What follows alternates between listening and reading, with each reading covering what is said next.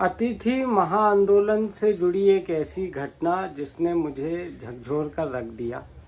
मैं आज दिन भर से, जब से ये पता पड़ा, सुबह पता पड़ा, तब से ही मैं लगातार जो है इस पशुपेक्ष में था कि इस पे वीडियो बनाऊं नहीं बनाऊं, क्या करूं। लेकिन रात आते आते, देर रात आते आते मुझे लगा कि नहीं, मुझे ये शेयर करना चाहिए। आपने मेरे जितने भी तमाम वीडियो अब तक देखे, उसमें शुरू में या अंत में ये बात मैं ज़रूर कहता हूँ कि यदि वीडियो पसंद आए तो हमारे यूट्यूब चैनल को सब्सक्राइब करें, ट्विटर पर फॉलो करें, फेसबुक पेज लाइक कर दें, शेयर करें। लेकिन इस वीडियो में मैं ऐसा कुछ भी नहीं कहने वाला। आप मत कीजिए सब्सक्राइब, आप मत कीजिए शेयर, आप मत कीजिए फॉलो। जितने भी मेरे अतिथि साथी इस वीडियो को देख रहे हैं, यदि उसमें से 0.001% भी पूरा वीडियो देखने के बाद मैं जो कहना चाह रहा हूँ, जो समझाना चाह रहा हूँ, यदि वो समझ पाते तो मैं मानता हूँ कि अब तक का ये मेरा सबसे अच्छा वीडियो होगा।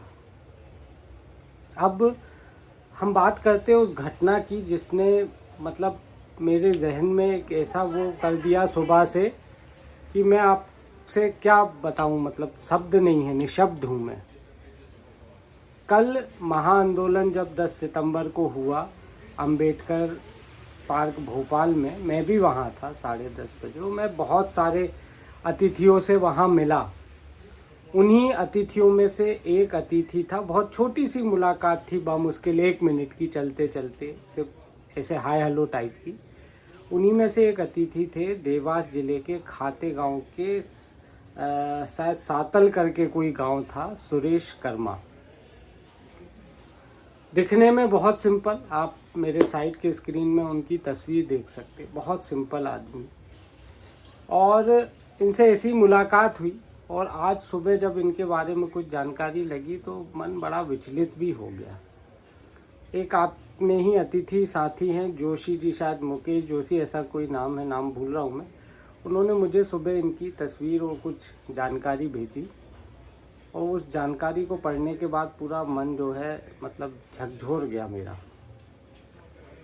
ये सातल गांव से कल अपने साथियों के साथ खाते गांव से भोपाल आए और लगभग 5 साढ़े 5 बजे तक आंदोलन में रहे।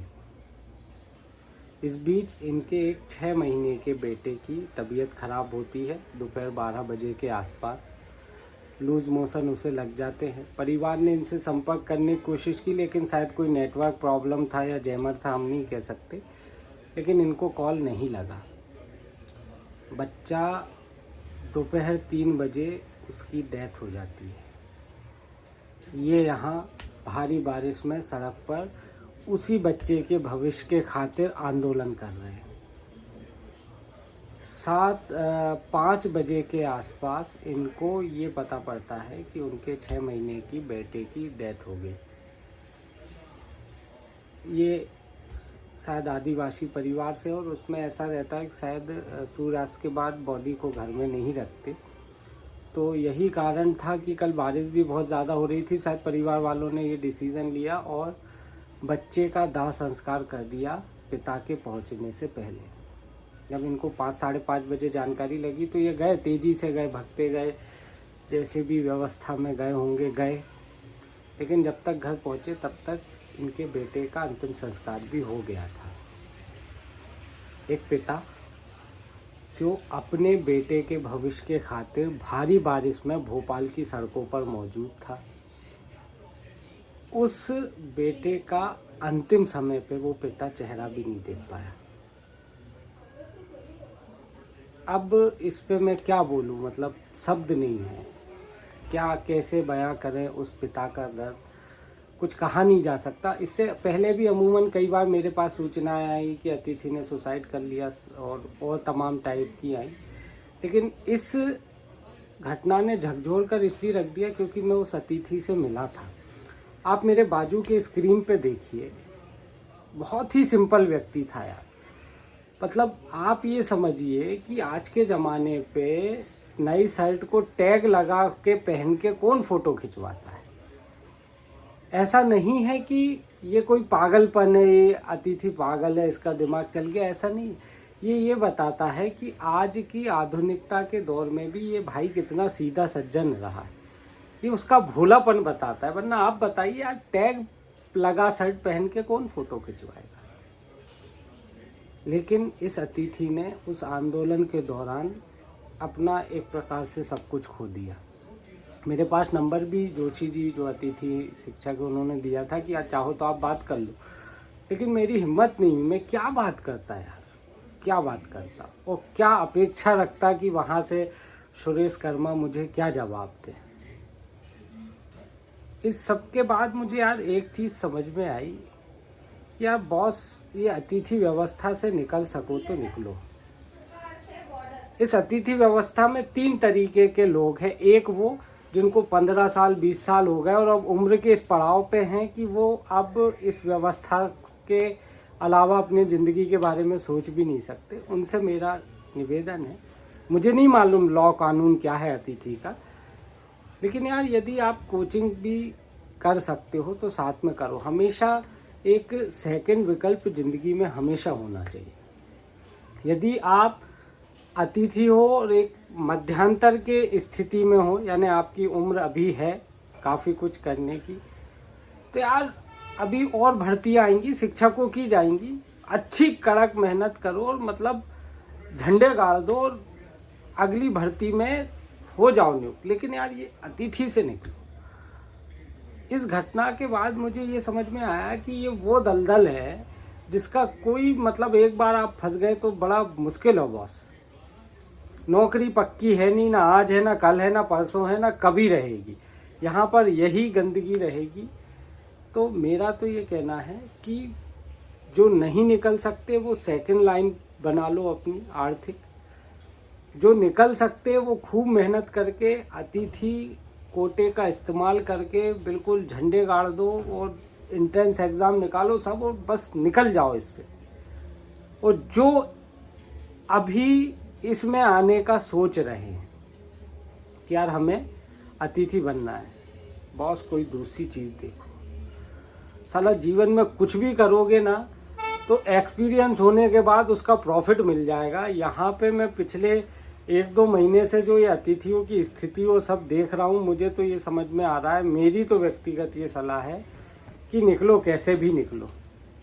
अब ये हो सकता है कई दूर दराज के इलाके में जो अतिथि भाई हैं हमारे, वो ये हो सकता है कि आप वहाँ कोचिंग कौन पढ़ेगा, बेसिक गरीब बच्चे हैं। ठीक है, ये मेरा सिर्फ एक सुझाव है। हो सकता है 1.5 लाख अतिथि में से 50,000 अतिथि दूर दराज के इलाकों में होंगे, लेकिन 1 लाख तो फिर भी ठीक ठाक जगह होंगे। ये आप शब्दों को मत पकड़िए, आप भाव को समझिए। मैं ये नहीं कह रहा कि यही करना है, मैं आपके आंदोलन, आपकी रणनीति पे भी सवाल नहीं उठा रहा। आप करते रहिए, बिल्कुल करिए, लेकिन मेरा सिर्फ आपसे इतना अनुरोध है कि यार कैसे भी डिसाइड आपको करना है, इस अतिथि व्यवस्था से निकलिए। सुरेश कर्मा के साथ जो घटना घटी वो मैं शब्दों में, मतलब मैं जो फील कर पा रहा हूँ, मैं समझ नहीं पा रहा हूँ कैसे आपको उसको बयां करूँ। एक शायर की एक कविता की 2 लाइनें जो मैं मेरे ऊपर भी अप्लाई करता हूँ, मैं बहुत शिद्दत से उस लाइनों को मानता हूँ, जीता हूँ, वो आपको भी सुना देता हूँ। ना हम कदम से निकलेगा, ना हम नसी से निकलेगा, ना हम कदम से निकलेगा, ना हम नसी से निकलेगा, हमारे पैर का कांटा है हम ही से निकलेगा। कहने का अर्थ दोस्तों ये है कि जब आपकी नौकरी जाती है अतिथि व्यवस्था के कारण, जब एक उम्र का पूरा पड़ाव पार करने के बाद बेरोजगार होने का खतरा मंडराता है, कई हुए भी हैं। ऐसे में यदि आपके बच्चे को अच्छी परवरिश देना है तो बातें ज्ञान की बहुत कर लेंगे, मैं भी कर लूँगा, कई बार ऐसा हुआ भी होगा कि शायद आपको लगा हो ज्ञान बहुत दे रहे हैं, लेकिन बहुत सब प्रकार से सब बातें हो सकती है। लेकिन यदि आपको अपने परिवार को अच्छा रखना है, वेल सेटल रखना है, अपने बच्चे को अच्छी परवरिश देना है, तो उसके लिए पैसा तो आपको ही कमाना पड़ेगा। और यही कारण है कि दुख कोई भी बांट सकता है, लेकिन उसके समस्या का समाधान आपको ही कुल मिला के ये है कि आपके पैर में यदि कांटा चुभा है तो उसको कोई नहीं निकालेगा, तरीके भले ही बता देंगे, निकालना आपको पड़ेगा। बस मैं लास्ट में यही कहूँगा कि थोड़ा सा गंभीरता से मेरे इन बातों पर गौर कीजिए। मैं आपके आंदोलन, आपकी रणनीति किसी को चैलेंज नहीं कर रहा हूँ, सब सही है, आगे भी करिएगा, बनाइए रणनीति, सरकार से मांग करिए, नियमित हो जाए बहुत अच्छा, नहीं तो यार थोड़ा सोचो। और वही है बात, मत करना इसको लाइक सब्सक्राइब शेयर कुछ मत करना, लेकिन एक बार सोचो।